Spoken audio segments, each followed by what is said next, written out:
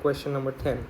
We have pKa of weak acid and pKa of weak base is 3.2 and 3.4 respectively. The pH of their salt solution is.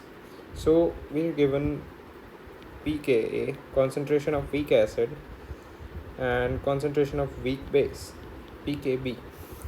Now they both are making a salt of Ha and BOH, some salt pH. So we have Ha plus BOH gives us Ba plus H2O. That's some salt. Now, using Henderson's equation, as we have learned in the past, we have pH. We have the formula pH equals to half pKw plus pKa minus pKb, that is concentration of base and acid. So putting the values,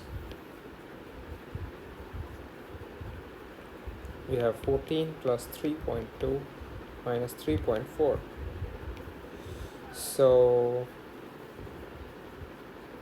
then we have, let's multiply 1/2 into the brackets. We have 7 plus 1/2 into 3.2 minus 3.4. So solving this we get 6.9.